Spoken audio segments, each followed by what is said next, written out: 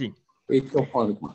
Allez. Direct en jeu de la radio insolite, bonjour à tous. Il est rare, il est même très rare que je me permette de demander à mes invités, les deux du bas, c'est-à-dire Emma et Fabien, de bien vouloir refaire leur copie.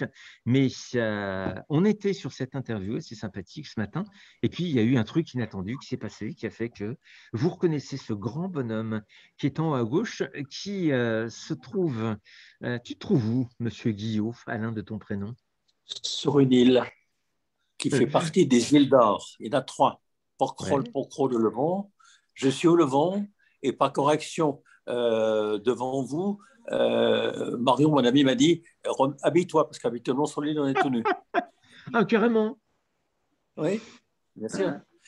Les frères d'Orville, en 1932, ont créé Héliopolis, un élément naturiste, intimement convaincus, médecins qu'ils étaient, que le soleil était bon pour le corps humain et qu'il fallait en faire une philosophie de vie. Ils avaient raison.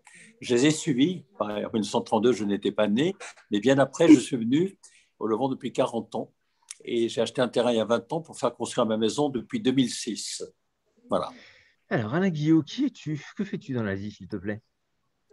Alors moi, je suis d'abord un insulaire maintenant, sur l'île de Levant, je viens de le dire, mais avant tout cela, et depuis toujours et pour toujours, un homme de lumière, un architecte lumière.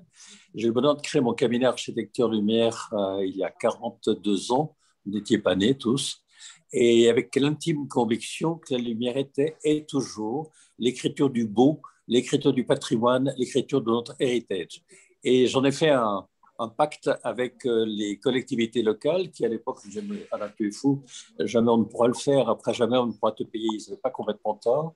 J'ai donc souffert pendant 10-20 ans et puis j'ai pu enfin trouver l'équilibre il y a une vingtaine d'années, ce qui me permet de non seulement d'avoir pu accrocher, grâce à Michel Noir et Henri Chabert en 1989, le plan lumière qu'ils m'ont confié et la fête des Lumières, éponyme, qui à l'époque était une fête de lumière religieuse, mais un peu douce et complètement assoupie. Pardon pour mon Célor Barbarin qui doit m'écouter.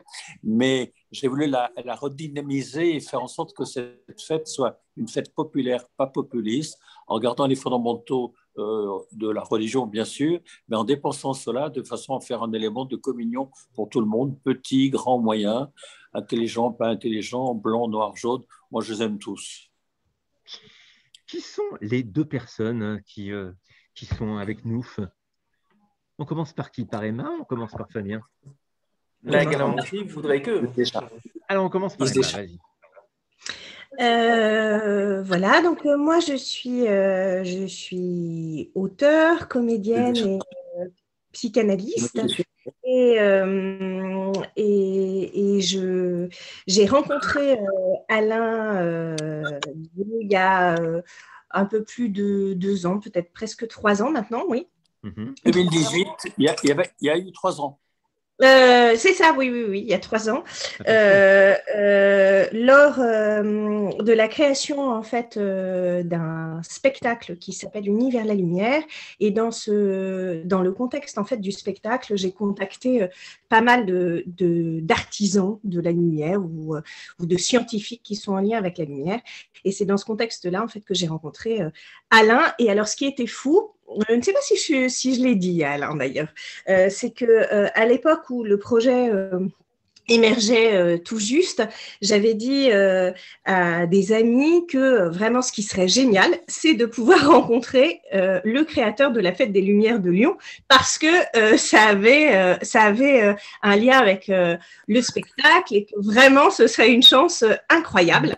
Et il se trouve que peu de temps après, une amie commune qui s'appelle Ed Vasser et qui est sculptrice, une femme incroyable, ambassadeur de bonne volonté pour la paix à l'UNESCO et tout ça, nous a mis en relation. Et elle m'a dit, mais attends, tu fais un projet sur la lumière, mais il faut que je te présente Alain.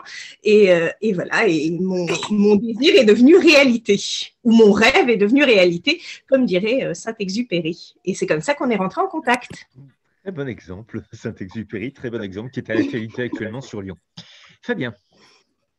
Oui, alors, qui je suis? Je suis tout d'abord un hédoniste. Bah oui, il faut quand même commencer par la base. Mais on se trompe souvent sur l'hédonisme. On présente le fait de jouir d'un maximum de choses, mais on oublie le reste, qui est de dire avec un maximum de raison. Et donc, en fait, voilà, en ce moment, pour me présenter tout d'abord en tant qu'humain. Après, pour le reste, mon prisme professionnel, c'est lire, écrire, enseigner, comme on a pu l'évoquer ce matin. C'est-à-dire que je suis enseignant je suis donc dans ce cadre, effectivement, j'écris et j'enseigne. Et dans le cadre aussi d'activités éditoriales, hein, je lis également, j'écris et je transmets. Donc, dans le cadre du Temps des Cerises, par exemple, des éditions du Temps des Cerises, mais également à travers différentes revues littéraires et critiques et cahiers de poésie, cahiers internationaux de poésie comme la revue Phoenix, la revue Harpa. Voilà, ce sont des espaces que j'ai pu investir pour exercer une plume. Voilà, puis après, accessoirement, j'ai pu aussi, avec Emmanuel, on a pu fonder ce magnifique projet qui est le projet aujourd'hui, l'association, qui est devenue une association Lumière pour tous. Je crois on est là pour ça aujourd'hui, donc on aura l'espace et un peu de temps pour en parler. En effet, Lumière pour tous, Alain, ça te dit quoi, toi? C'est quelque chose de naturel pour toi? Ah, moi, c'est totalement naturel. La lumière, c'est un partage universel, une langue qui se parle avec le cœur et pas du tout avec un vocabulaire. Et lumière pour tous, c'est forcément un élément qui induit une relation spontanée, généreuse, belle, intuitive, quelquefois un peu animale, spontanément. L'enfant, l'adulte, quel que soit son niveau de culture, comprend que cette lumière qui nous unit, elle est pour tout le monde, chacun d'entre nous, et que nous devons faire un quotidien et de dépasser ce quotidien. Non pas pour faire un élément drôliste ou égoïste, mais bien au contraire, un élément qui consiste à dire, moi je t'aime, je suis sous la lumière, j'ai envie de partager cette lumière, je te dis bonjour, je t'embrasse. Et c'est cela, je crois, que la lumière pour tous doit générer aussi comme comportement, un comportement merveilleux de rapport humain. Fabien, pourquoi avoir contacté Alain pour lui demander d'être, pas moi, hein, lui, pour lui demander d'être quoi, le parrain d'honneur, d'être l'ambassadeur, comment est-ce qu'on peut appeler ça? À la base, Alain, en fait, c'est Emmanuel qui l'avait contacté dans le cadre du Hum, spectacle qu'elle évoquait tout à l'heure, Univers la D'accord. lumière. Et Hum, dans ce cadre, elle avait demandé le soutien d'Alain. Donc ensuite, vu qu'après la rencontre avec Emmanuel, c'était il y a 2 ans à peu près qu'on s'est rencontré avec Emmanuel, comme on avait pu l'évoquer, c'était en discutant passionnément sur Shakespeare. Et de là, justement, de fil en aiguille, on a eu ce souci de réécrire le spectacle par des lycéens, Univers la lumière. C'est pourquoi le projet s'est appelé tout d'abord UVL Project, Univers la Lumière Project.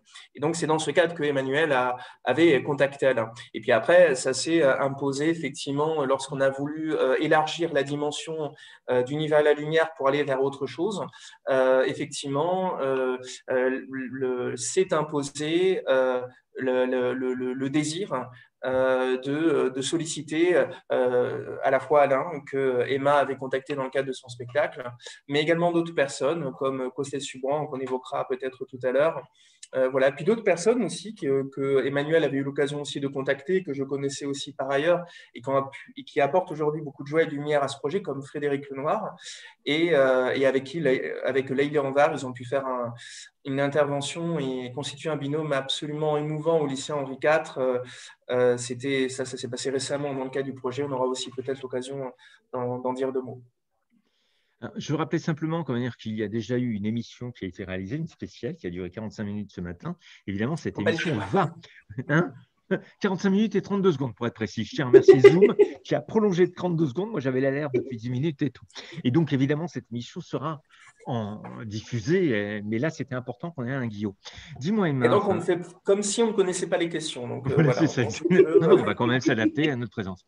Emma, avant de te poser la question, moi, je vais te dire, pendant les années, je rigolais parce qu'on avait on a toujours un guide du Club de la Presse de Lyon.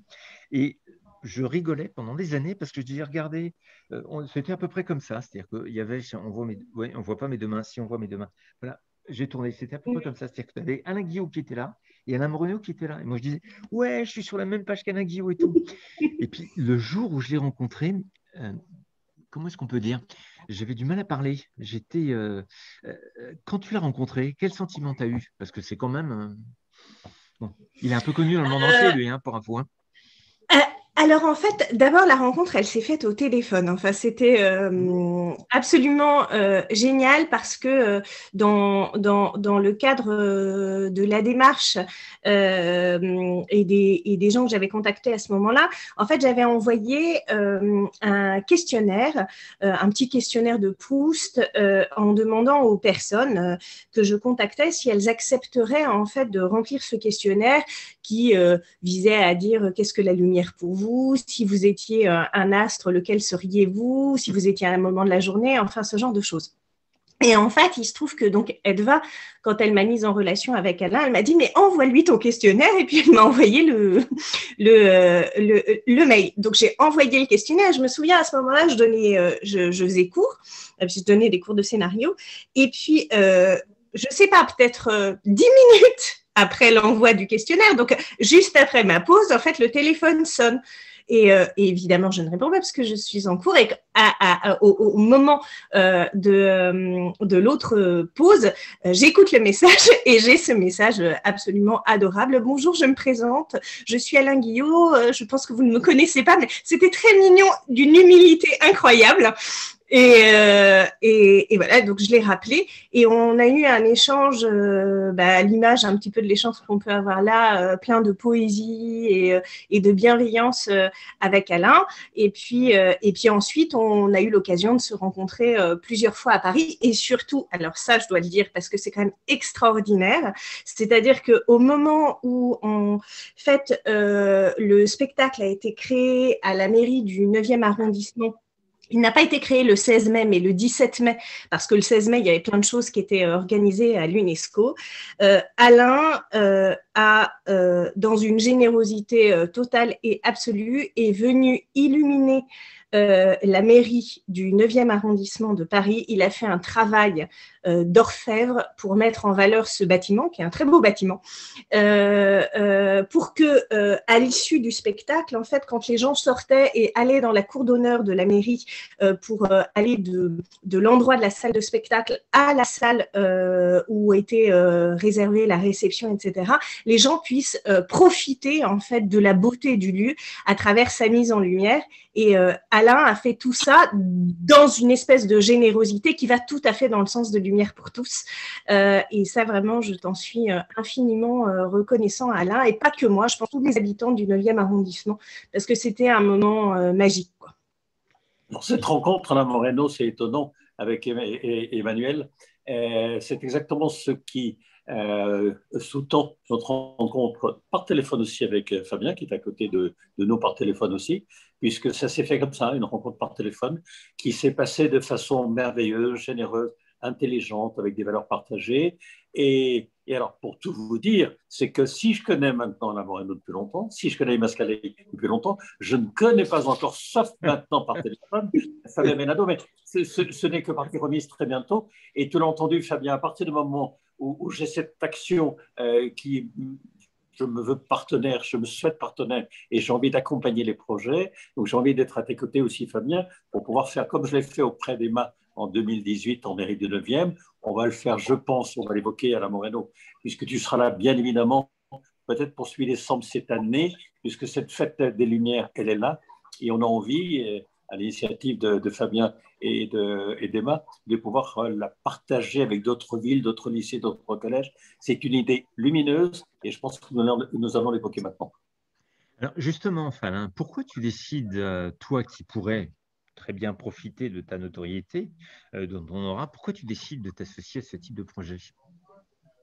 Et de ta vision, et de ta vision à toi, c'est quoi le projet? Avant de laisser la parole à Fabien et Emma, j'aimerais savoir, toi, ce que tu vois dans ce projet. Tous les projets qui partent du cœur et qui reviennent au cœur m'interpellent et m'intéressent. Oui, je vis depuis toujours avec cela, très profondément ancré au fond de mes valeurs à moi. Éducation protestante, mais écuménique maintenant, j'aime tout le monde, parce que tout le monde a des qualités et puis quelquefois aussi des travers. Il nous appartient tous, êtres humains intelligents et sensibles, de laisser les travers de côté pour sublimer les qualités. Et je crois que la lumière est l'une de ces composantes-là qui permettent d'accélérer la relation forte, belle, constructive, généreuse pour demain. Et ce projet Lumière pour tous, Lumière citoyenne, me parle depuis toujours et j'avais l'impression d'être déjà dans ce creuset constitutif et très heureux de pouvoir être là. Alors, petit ambassadeur, mais ambassadeur. Ce qui est drôle aussi, cela n'a pas été évoqué, mais pour le spectacle des Mascali 2018, il y avait aussi Jean Audouze, qui est l'un des ambassadeurs de Lumière citoyenne, de Lumière pour tous. Donc, il n'y a pas de hasard dans la vie. Les mêmes personnalités qui tournent, à la vitesse de la lumière, bien sûr, nous les retrouvons toujours. Parce que ceux qui ont un cœur un peu plus haut que les autres, Alain Moreno en fait partie, et bien sûr, Fabien est totalement également, nous nous retrouvons, puisque ça nous guide, nous sommes en rotation permanente autour d'un astre qui s'appelle un peu le soleil, qui s'appelle le dépassement de soi pour les autres. Dis donc, Fabien, pour présenter le projet maintenant. Oui, oui, tout à fait, tout à fait. Tu as un Alors, sacré moi, ça a challenge, été ça. utilisé. Oui, un sacré challenge que je relève avec joie.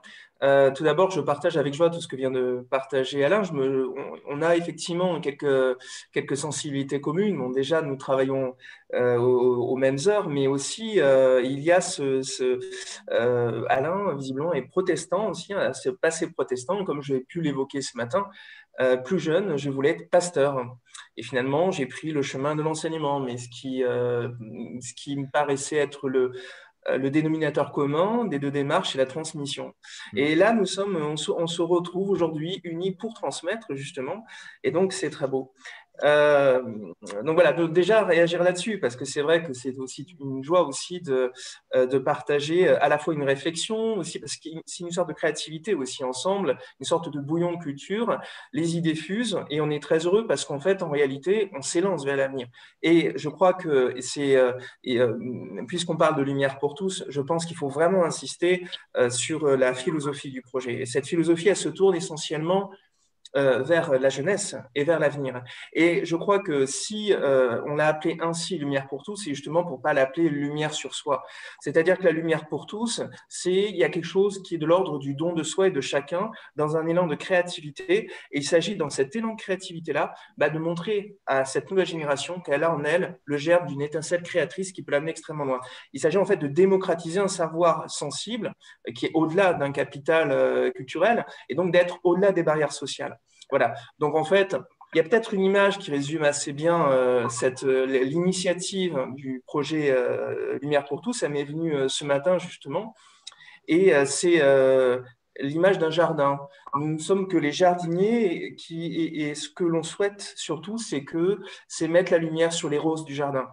Et ces roses, justement, voilà, elles sont magnifiques et on souhaite qu'elles puissent avoir un maximum de soleil possible pour grandir, croître et s'épanouir. Un beau symbole, oui. une très belle métaphore, une lumineuse métaphore. Merci Alain. Dis Emma, entre le spectacle que tu as mis en place en 2018 et aujourd'hui, il s'est passé quelque chose, pas uniquement en France, mais dans le monde entier. On appelle ça une pandémie. Il y a eu, oui, tout à fait. Et ça peut te concerner aussi toi, Fabien, il y a eu une grande modification de la base du projet. Est-ce que le spectacle, tu le fais toujours? Est-ce que tu le fais toujours de la même manière, Emma, le spectacle? Alors, il se trouve que en fait, entre les deux moments, pour l'instant, le spectacle n'a pas été rejoué.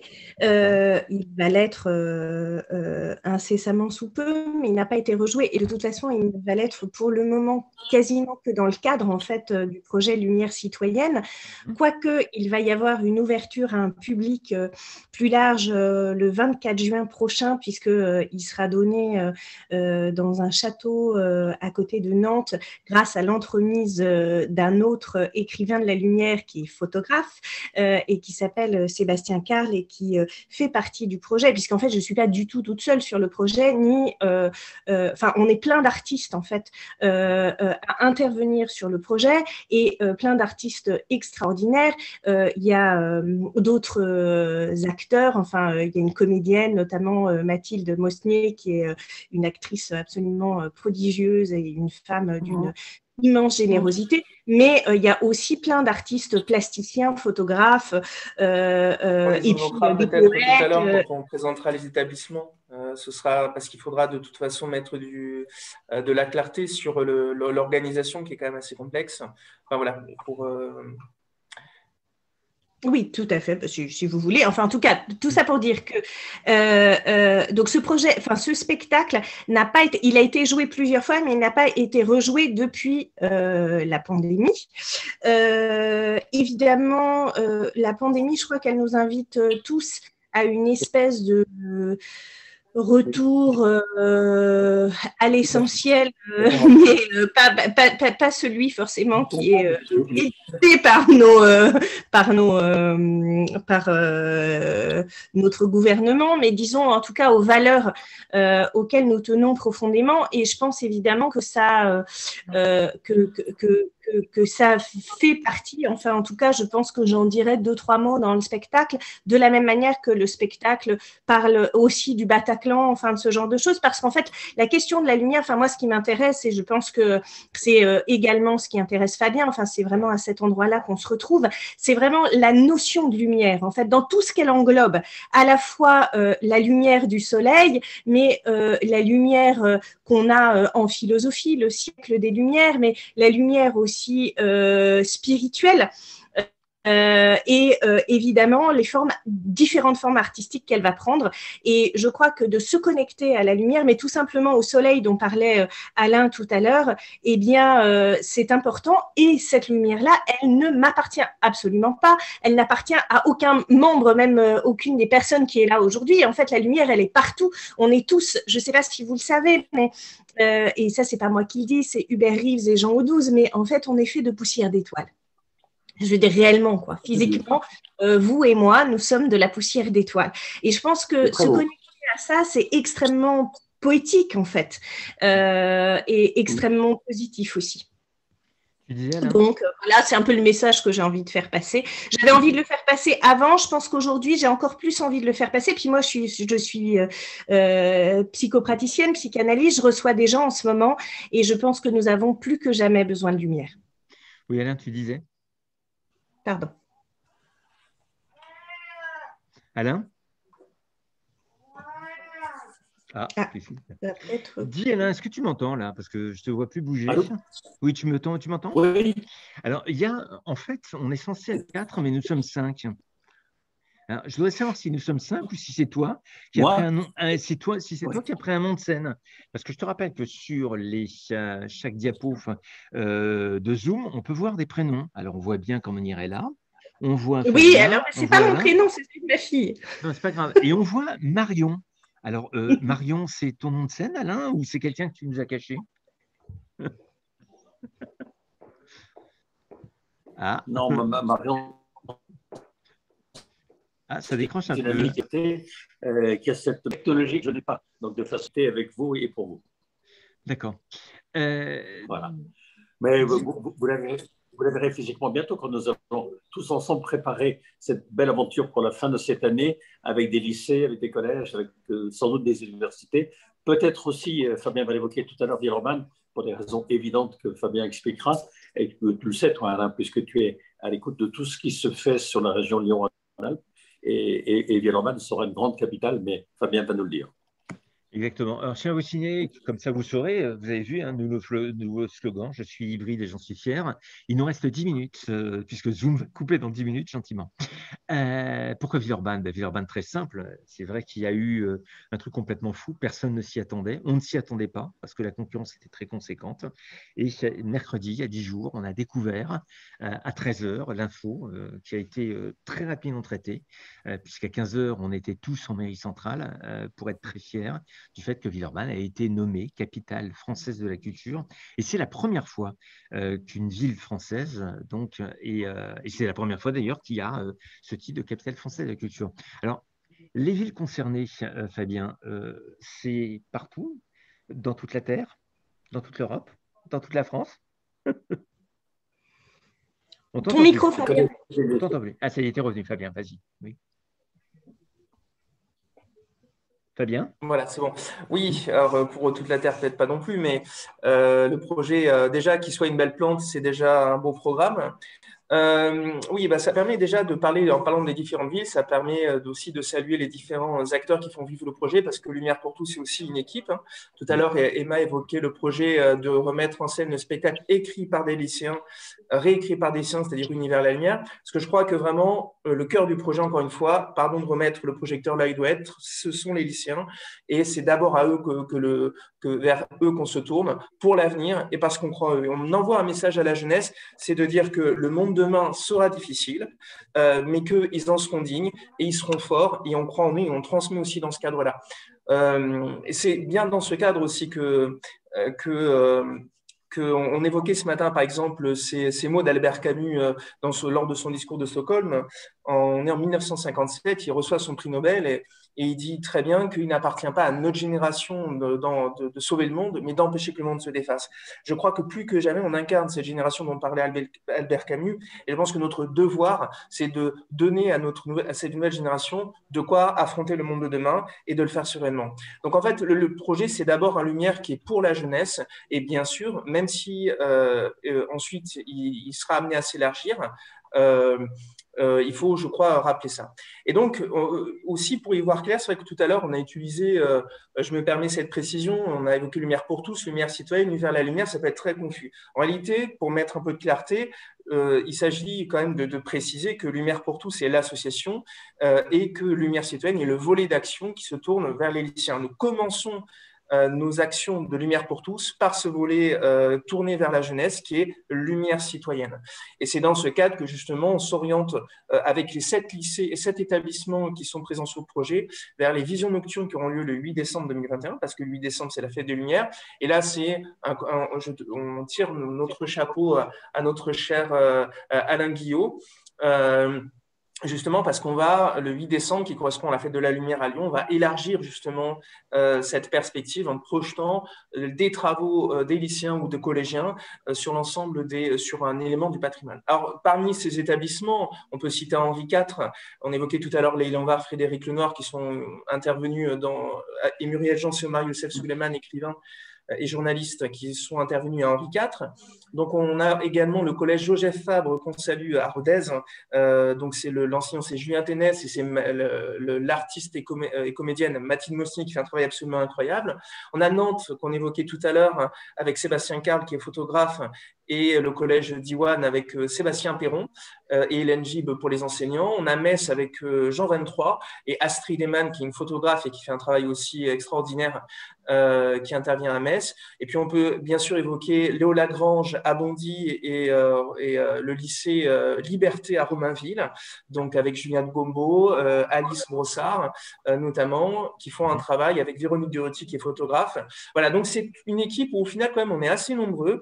Et voilà. Et donc, Univers la Lumière est un élément, bien sûr, du projet, un des deux dénominateurs communs, parce que il faut le dire que un des points de départ et cette volonté de réécriture du spectacle avec Emma par des lycéens du spectacle Univers la Lumière, aujourd'hui, c'est aussi un des grands liants du projet, parce que tout le travail artistique est mené sur la thématique de la lumière de manière interacadémique et pluridisciplinaire et qui sera projeté le 8 décembre, justement, tout ce travail-là, à la fois est stimulé par un travail avec un artiste, donc une sorte de résidence, mais également est servi par un programme d'intervention de journalistes et d'écrivains, et enfin le spectacle Univers la Lumière d'Emmanuel.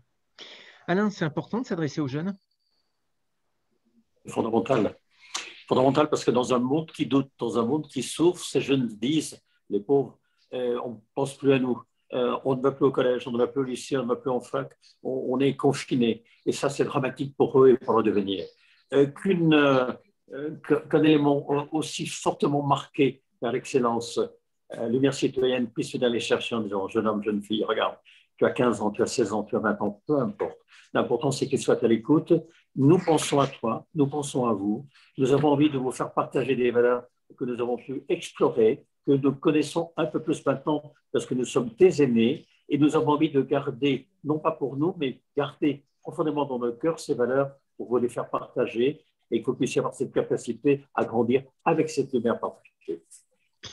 Il nous reste 3 minutes 30 pour clôturer, chacun à votre tour. Emma, pour commencer. Oh, ben moi, je dirais juste un grand merci déjà pour cette émission et puis pour le partage en fait, de ces valeurs de lumière. Et j'aimerais juste terminer par cette phrase de Nietzsche qui m'accompagne régulièrement et qui dit: il faut avoir connu ou encore du chaos en soi pour accoucher d'une étoile qui danse. Et j'ai presque envie de dire, dans cette période de pandémie et un petit peu de chaos, eh bien, je crois que en visitant nos ombres, nous allons pouvoir accoucher tous ensemble de belles lumières et d'étoiles dont nous sommes poussière. Nous tous, et en particulier les jeunes que nous accompagnons et qui écrivent des choses extraordinaires et magnifiques. Très bien. Je réagirai également sur Nietzsche. Il faut une grande musique en soi pour faire danser la vie.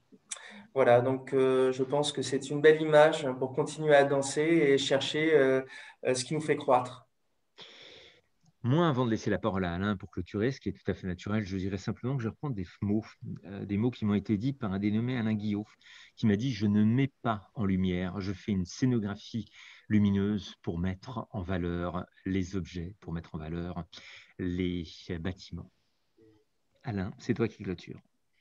J'aimerais m'effacer derrière Antoine de Saint-Exupéry, ce petit prince qui nous a fait rêver depuis toujours, qui est né à Lyon également, et qui a fêté tout récemment un bel anniversaire concernant Saint-Ex à Lyon. Et je crois qu'il nous a donné des valeurs d'exemplarité, des valeurs de déplacement aussi, des valeurs de bravoure, de courage. Et ça, tous les enfants, tous les adolescents qui relisent ce petit prince, qui revoient cet élément très beau, très fort, on peut le relire 10 fois, on a toujours quelque chose à apprendre et à comprendre. Et enfin, moi, après avoir dit un immense merci à Emma, qui est une amie, un immense merci à Fabien, qui est un ami, moi, j'ai envie de te dire, Alain Moreno, tu es mon ami depuis longtemps et pour toujours. Tu es trop modeste, tu as beaucoup, beaucoup de talent, une écoute fabuleuse, une capacité à tout enregistrer, à faire partir toutes ces connectiques qui partent du cerveau au cœur et qui reviennent en permanence, à la vitesse de la lumière, bien sûr. Et tu sais nous faire vibrer et nous amener sur des plages inconnues que tu connais et que tu explores toi avec ton talent, et en radio et en télévision.